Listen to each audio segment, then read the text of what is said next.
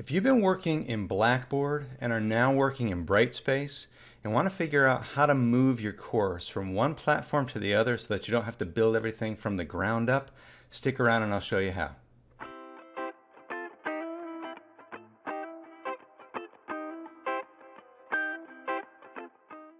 I've been working in Blackboard for years, and once I knew I was going to be switching over to Brightspace as my learning management system, I was a little bit nervous about starting over from scratch, building a course from the ground up, and didn't want to have to go through that whole trouble. So I was wondering if there was a possibility of moving my material from Blackboard into Brightspace, and it's actually not that difficult to do. So what I'm going to do is show you and walk you through the process so that it'll save you a lot of time up front. So let's take a look at this. Now currently I don't actually have access to Blackboard anymore, but I can still show you how to export and save a course by going to help.blackboard.com, where they've got some guides and assistance. So if you just want to follow me, I'm going to show you basically where we're going to go. Right here you'll see that we're going to go to our control panel in Blackboard, go down to Packages and Utilities, and find the button that says Export Archive Course. Once you go to Export Archive Course, you're going to click on the Export Course page, and then you're going to find these two areas. Copy links and include copies of the files in the course default directory, and then you want to also click on the second button here, which says Copy links and include copies of the files outside of the course default directory. If you click on those two, go down to Select Course Materials area and just go ahead and click Select All. After that, scroll down to the bottom and hit Submit, and then it's a process of actually waiting while Blackboard goes ahead and exports a course package for you in a zip file, and that'll take a few minutes. After waiting a little while, you probably want to hit the Export Package button just to refresh the page. When it's done exporting the package, you're going to see the file name show up right below in blue.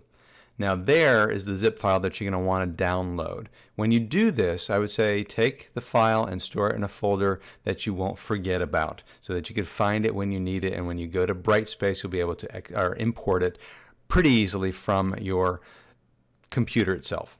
Now I've already downloaded my exported course and saved it on my home computer, which is just a habit that I've gotten into over the years to every once in a while go into Blackboard, save a course. In case there's any problems down the road, I always have copies, backup copies stored in my computer. So what we're going to do now is we're going to switch over and take a look at Brightspace.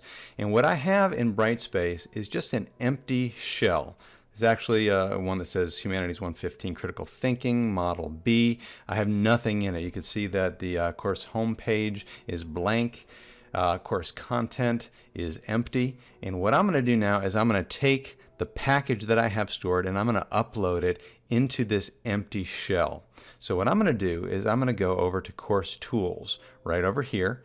Click on Course Tools, go down to Course Administration, which is one of the most important buttons in Brightspace. And I'm going to go down to where it says Site Resources, come over here to where it says Import, Export, Copy Components.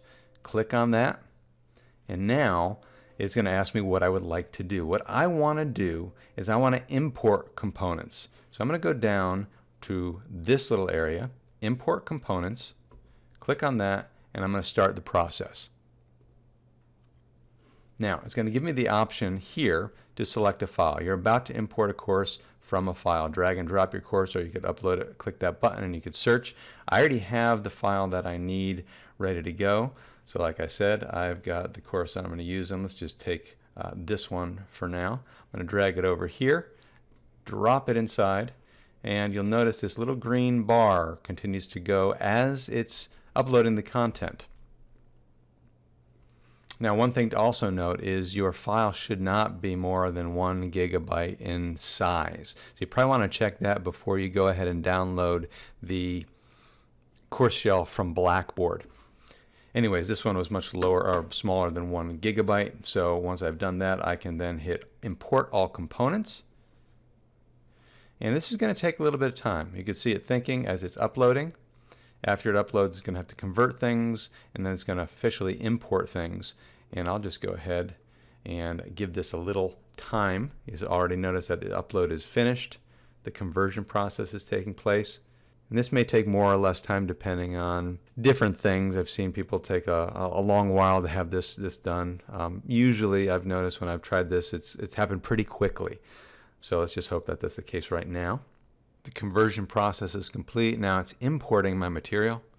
And it's finally complete. The whole process actually took about 3 minutes. I shortened that a little bit for the sake of the video. But it says your course package is successfully imported, and it's going to give you the option here to view content. So let's just click on view content, and let's see what has taken place.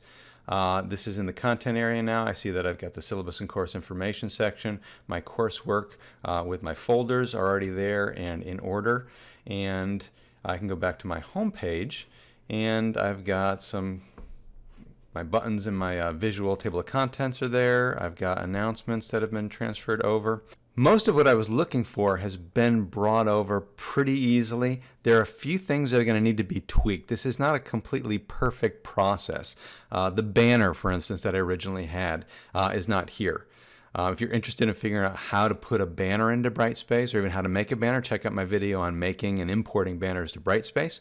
And the other thing that usually is messed up pretty badly is the grading book or the grade book, the grade section. So if you're interested in setting up your grade book, I also have a video on kind of how to organize the grade book, which is also not a very difficult process, though it takes a little bit of time getting used to.